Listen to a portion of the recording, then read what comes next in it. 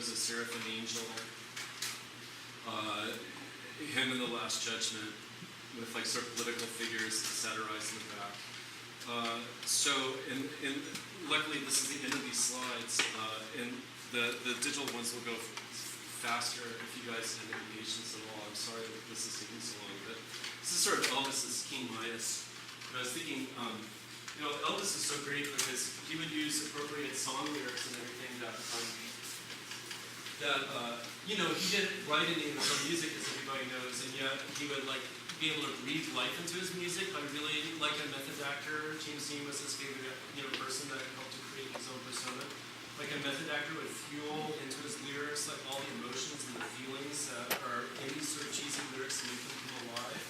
And I think he's like a sort of a prodigal example of that idea of post-modernity, of agency being reified into capital. Everybody knows he was exploited by the Colonel and did all these horrible movies and got fat and died. But then kind of had to come back before that. So anyway, this was a show. Luckily that show did okay. This was a show in LA that I got invited to do. This was called Rebel Angels at the End of the World. These are going to go fast, you guys. Is that too fast? Yeah. Do you want me to do that? Well, I just feel like this could go into infinity because there's so many images. You can just do it yourself, though. You could just do it with that as fast as you want to go. But then you have like the funky menu bar. Oh, I guess not. Okay, I can do this. Okay, so this was this gallery called QED in LA that was co-run by Elizabeth D. and a guy from Texas, David Quadrini. And people were expecting me to do salon style, but I didn't want to be like the salon style guy. And I moved into a better apartment in Chelsea. Luckily, the Hamlet show did okay, and I got some attention, and I didn't have to worry as much anymore. But I still kept my teaching. I teach a lot still. But I was just doing paintings and just wanted to be free and give them some space to breathe, to see if I could do that. Thinking about like old master paintings and that. And so I started doing this series of paintings, but I'm really thinking about the installation. I still think I'm an installation artist who works with paintings. And so this was in one room. And of course, dealers always want to put the big paintings in the big room and the small paintings in the small room. And they really want to control everything. And which is fine for some artists, but for me, like I'm a control freak now, and I find that if I don't get to install it my own way, if I'm sort of an installation artist, it won't work. And so I really wanted these paintings to have a relationship to one another, and I'll kind of go through them, but I really thought in my mind before I go to sleep, like counting sheep, like how they all fit. And so I'm really thinking like Dorothy's thinking of King Kong in that room. I started this image just doing James Dean because he was a rebel. I don't know how to stop this. Just press the center button. Okay. And just trying like those pet paintings, not to really think too much about how it fit into a bigger picture, but just do this stuff and like try to paint and be free. They were bigger, and so I was projecting a little bit, but as you guys know, it's really hard to project an image because unless the projector is exactly straight on, it's going to be like loopy or weird. But given my style of painting, I wasn't so worried about that. But this was called Giant. Because I think he probably was. They say he was. And that was like the last cigarette that I ever smoked, supposedly, and I cut it in the Giant. Put it in there. But this is really kind of roughly hewn. It's on the right. Oh, on the right-hand side? Okay. I got to stop now. Oh, now it has to think. But you know what? I'm gonna put it on the movie. Oh no, did it die?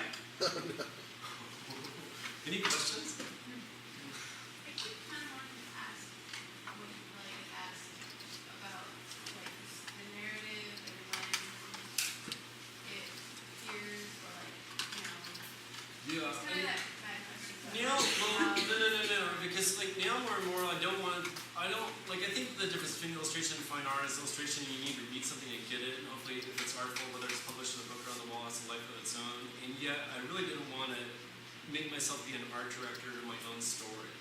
And more and more I think of like kind of like these things as prose poems, where they make sense to me, and it's weird because I don't think people know, when you go to, people are used to Raymond Pettibone and seeing drawings on the wall and creating a narrative like that with salon style. But with paintings, people don't think that way. For whatever reason, I don't know, Rauschenberg did the Rebus and so on, and it's famous about how you read a painting and how you read things in context. And yet, when you see paintings and installation in shows, you don't think of them as installations where each painting is relating to the other painting. And yet I do, because I come from this background. And so I really think of my paintings, my shows as installations, like books on the wall, or as I tell my cartooning colleagues, like hopefully I'm like just a cartoonist who happens to work with panels. Their paintings are on the wall, they're juxtaposed to create content. But I'm not writing scripts anymore and making it sort of fit into the script. I'm trying to allow myself to get a little looser so I don't overthink things too much. And so there is that life between the paintings. And yet, as I say before I go to sleep at night, before I have a show, I really like count sheep at night by thinking where everything's going to go, how it juxtaposes something else, and thinking about the content that can be derived from doing that. Again, like people don't get it. Like I had a big fight. Don't tell with D about this show. She really was like, put the big things with the bigger and small things in the smaller. And I'm like, I can't do that. Like whenever I've had a dealer manipulate things like that, it's never turned out right. When people don't consciously get it, they can feel it. And so with this one, I really thought about that narrative and how it was working. I'm not going to fool with it. I'll just talk over these slides because there's too many anyway. This is Montgomery Cliff from Here to Eternity. And like again, what is that? How did that happen? Oh, you know what? What was that? We have to do, when you're in a preview, Oh, right. or when you're in that file, you have to do like by name, so it goes by number. Right. I know what you're talking about. Sorry about that. Or maybe it could be. Wait a minute. It could be my bad. Wait, it's my bad. It's my bad. The name integrity thing got mixed up. I'm sorry. Technical. Okay. This is good. It's my bad. This is fine. It's just out of order. But it's only a little bit out of order. I would just play the show because that'll take too long. There are too many images. Okay. Don't worry about it. All right. So with this one, I wanted lost space. I realized I was painting all these people who died, who were like rebels. I realized that they're like rebel angels. And again, this was like Bush era, so I'm thinking it's like the end of the world. So I'm like, oh my gosh, this shows rebel angels at the end of the world. These are all people who like really fought for things. And rather than casting it as characters, like I had this epiphany during the Constantine movie. Did you see that with Keanu Reeves? I had to walk out in the lobby because the movie was bad. Or at least I thought it was bad at that moment. I'm like, you know what? Keanu Reeves is a bad actor. Like, why am I paying this guy? But James Dean changed culture. Like he was the first person to give a voice to a youth generation. He helped influence Elvis, which influenced rock and roll, which created Woodstock, etc. He also can make it more bad. Yeah, right, because he was only in 3. And like Montgomery Cliff, the same thing with method acting. This was a neo-integrity show that I curated with a bunch of people, but I'll get back to it later, but it did a simple review of that.